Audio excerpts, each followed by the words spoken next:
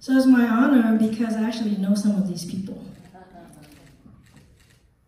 And I'm going to start first with Donna Campbell. Donna, I know it's been a very long journey of you being successful from different careers, and now you seem to be landing on that as a producer, right? Of how many movies now? We are producing 2 simultaneously. Okay, 2 simultaneously. So tell us, what's the most challenging thing about being a producer, in your opinion? The most challenging thing about being a producer is your time and how long it actually takes to really put together the story, the writing, the editing, overseeing everything and every piece of it. And it was something that I didn't expect or anticipate. And so it has given me not only an awareness, but also a huge appreciation for everybody who is in the film industry and the TV industry, and the amount of work that it actually goes in to have something that is a beautiful creation told in the light that you want to share it in, because in the world of media, that story gets to shape the world. And that is a huge responsibility, but I was not expecting the timepiece. Time management. And Luna, tell us, I know you had shared with me some of your journey. Tell the audience, what has been the most difficult challenge for you as, in the field? Because I know that you represent a certain group, right? We are not like the majority of the world, the Asian, how tall are you? Totally Asian. No, how tall are you? As Asian? Yeah, as Asian. 5'2". 5'2", okay, I'm 4'11". Anyway, I know we're in the same group, so what kind of challenges do you have besides height? Yeah, hi everyone, thank you so much for being here. Pleasure to be here. So I am actually independent producer and a film financier. So for me as a producer, what my challenging is, of course, to every producer, first thing is to fundraising, to get project jump started. That's everybody's challenging. And second part for me is, aside from time management, which I totally agree, it's people management. You are pretty much the person to deal with everyone on set. People are venting to you, and you have to really make sure everyone is happy. Even by the end of the day, they hate each other. The next day in the morning, when the call time started, they have to give you 100% to be on set. So that's very challenging for me. My last movie, I've been taking so many different phone calls from everyone about, in the film, everybody knows. The first day, you all love each other. You're a happy family. Starting the second day, I don't know about that, but of course, by the end of the day, you will still love each other. So it's a very, very fun journey to be a film producer and executive producer. And yes, also I am also executive produced Pearl, which you will be seeing tomorrow night. Yes, I think that's why they have party at the end of filming, so everybody like each other again. Beautiful story. Alicia. Yes. How does it feel going from, newspaper, media to film? I think what challenge?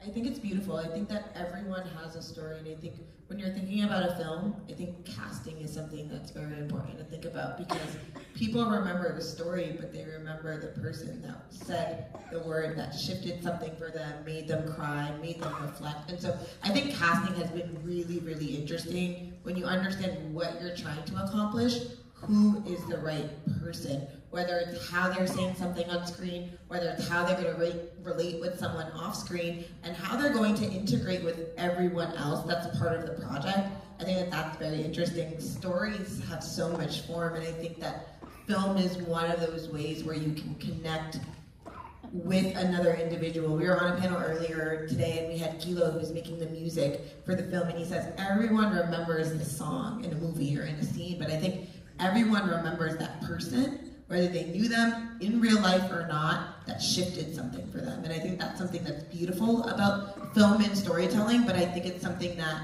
maybe is understated, the amount of time and energy that goes into finding that right person. Awesome. The next person is Mai Thu Huyền. She's been an actress since she was 1.5 years old. And I met her 2 years ago when we made a Vietnamese movie. And I'd like to get a shout out to Mr. George's Trong in the back, Mr. George. He is the co-producer of the movie. And Mai Thu Huyền and the movie is the reason why I'm working with the Los Angeles Tribune. The Los Angeles Tribune had come to our premiere and decided that they like us a little bit. So that's how we started the journey. So Mai Thu Huyền, tell us your challenge. And I know that you go from Vietnam and you launch your movie. You submit your movie in multiple countries. You travel, I think, is it 20, 30 countries last year? And now you're back here. She only flew here for this. And then she's flying back. Because I think she has 3 more movies that she's working on. So, ladies and gentlemen, first of all, I want to say thanks to the organizer, especially my sister, Dr. Emily Lechan, to inviting me to join the panel tonight. And I'm very honored to be sit alongside with such talented filmmakers, especially women. Yes, bravo for women. Yes, a powerful woman. And I have been in film industry for 30 years. As an actress and become producer. I play total over 30 leading role in a movie and TV series, and then I transitioned into producer with 16 films, and later I directing with 2 feature films. And right now I have 4 movies already released in the US. Especially I shoot 2 movies in the US. It's American Dream, Giấc mơ Mỹ, and A Fragile Flower, Đóa hoa mong manh, with my investor Dr. Emily, investor Quỳnh Nguyễn, and my co-producer George Hamchum, and I have many support with my investor, producer, cast and crew in the US. And A Fragile Flower shoot entirely 100% in the US. And as Dr. Emily said that, I have to spend 2 years for this movie. 1 year for producing and post-production for the movie. And last year we have a premiere, A Fragile Flower. This is cinema, and I remember that you are the interview for the Los Angeles Tribune, and I'm very happy to know that after that, Dr. Emily to have worked with Los Angeles Tribune and to organize the Los Angeles Tribune Film Festival this year. Congratulations to Los Angeles Tribune team. And I have a long journey with A Fragile Flower. 1 year for producing and 1 year for promoting my movie all over the world. And only last year I traveled about 19 countries for the US, Europe, and India, and many were to promote and release my movie. And right now to the movie was selected in the 30 International Film Festival. So what is the challenge? And we won, besides being busy, 18. Yeah, 18 awards in US, Germany, French, India, and Macau. When we are, I think you say that producing, the producer, director, and it is it's hardworking. Filming is hardworking, but I'm very happy because I can do my dream and my mission, and to promote my Vietnamese culture, Vietnamese people, and my country to over the world through the movie, to the cinema. Yeah, so I love my job. Awesome. After all that, you still love your job. So, Doctor, a mere 300 movies, you told me, right? Just a mere 300 movies. And you took the time, she drove 2 hours to come here, to be on this panel.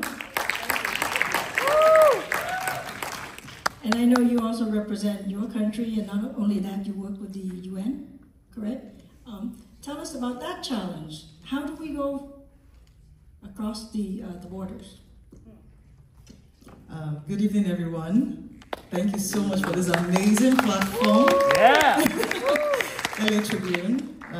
It's amazing. Walking over the borders is amazing. We have an opportunity in this day and time. It's never been this great, really.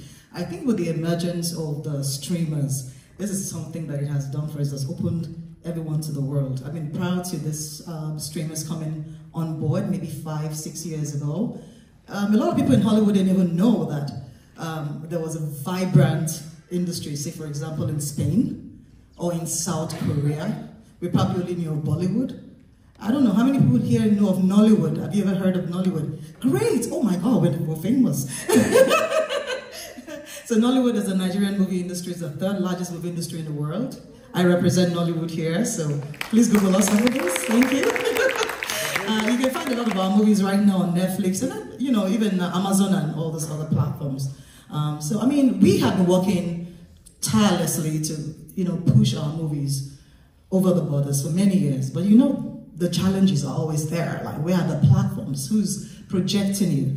But there's never been a better time than now. We now can watch not just Hollywood movies, not just Bollywood movies, but you now have an opportunity, maybe through the streamers or even online platforms and everything, to discover Nollywood movies, which is from Africa. You can now discover movies from even Europe. Other than London, you can now see movies from Spain, and then from Asia. Other than India, you can see movies from South Korea and China.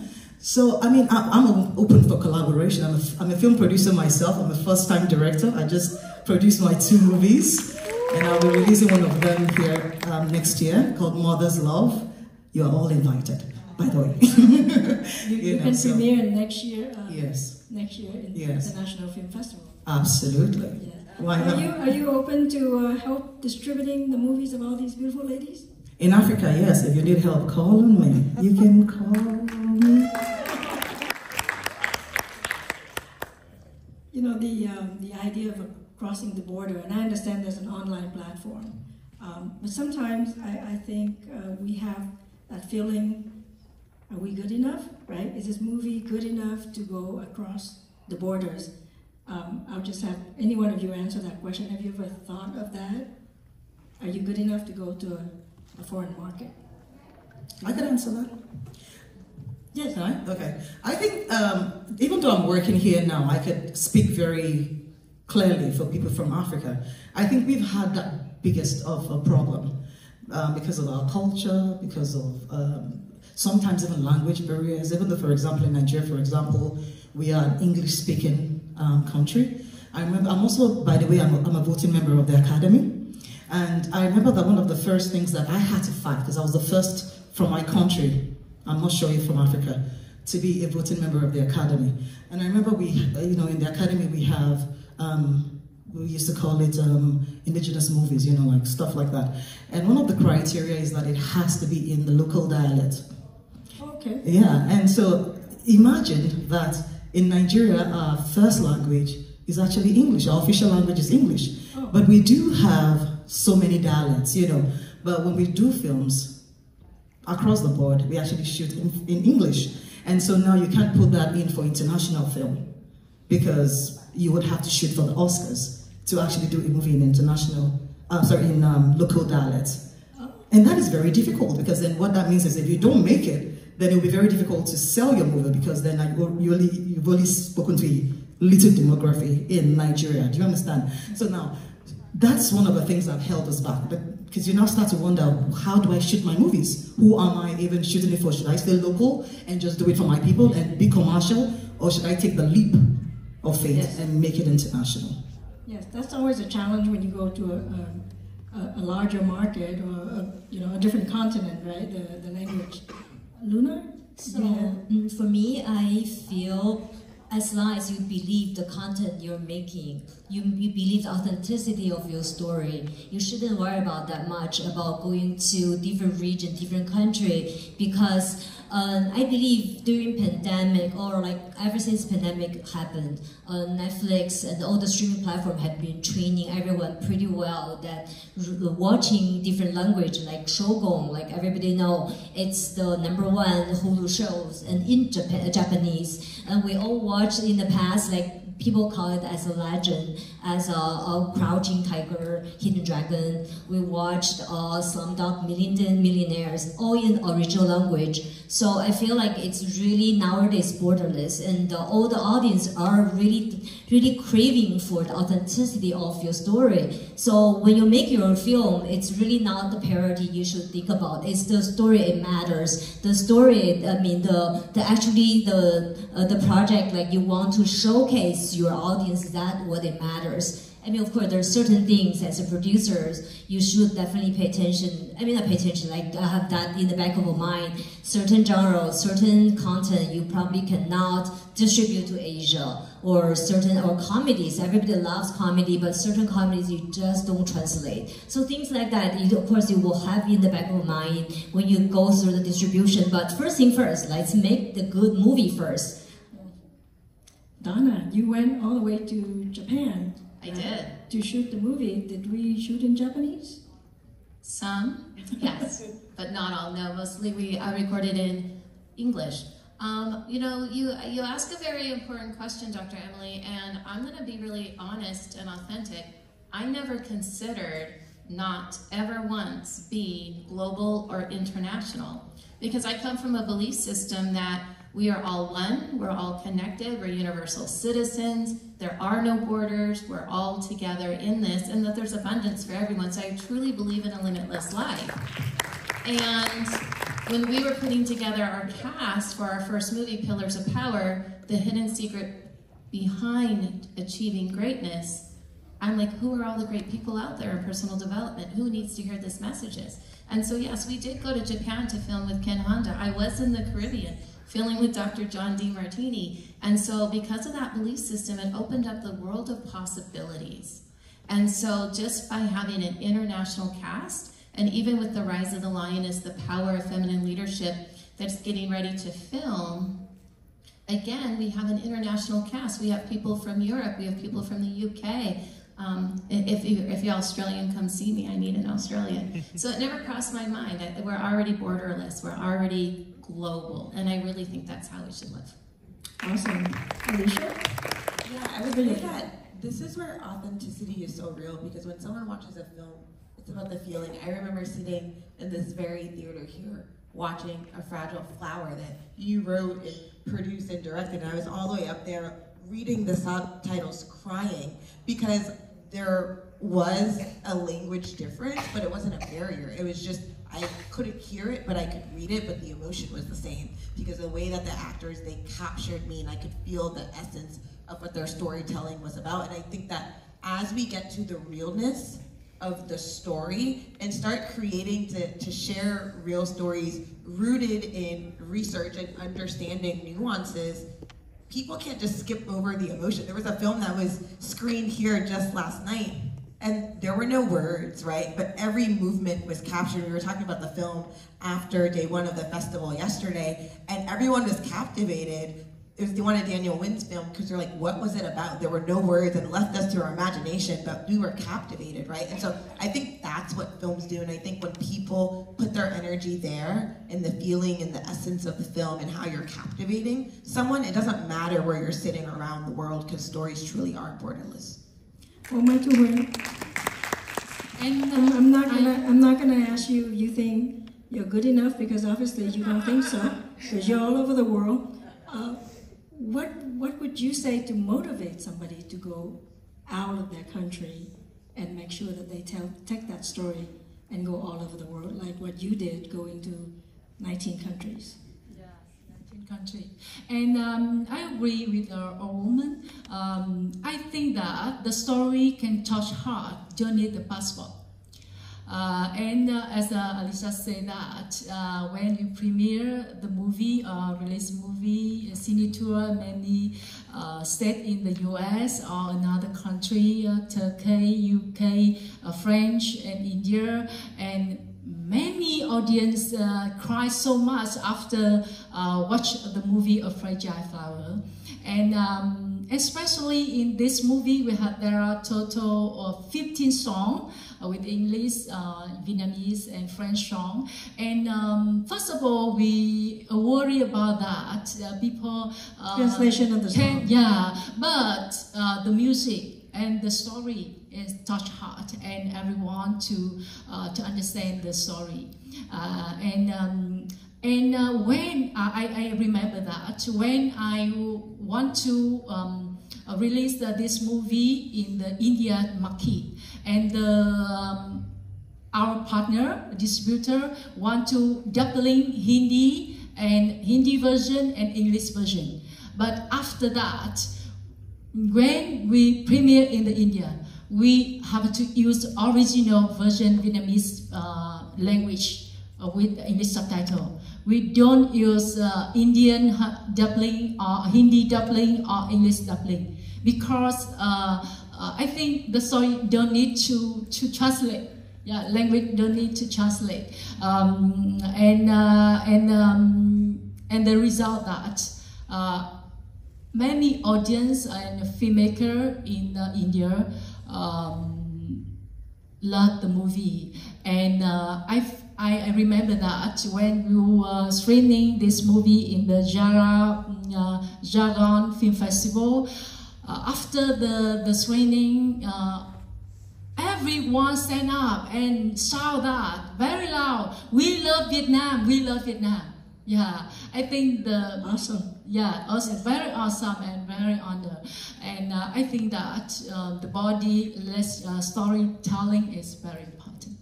Well, all of these wonderful ladies will be around, so you should all come up, take pictures with them, and talk to them. So I have a difficult question for everybody. Just a one-word advice. If you're a film producer, if you're female, if you have a family to take care of, and you decide to go down this journey and work 70 hours a week, well, those people know.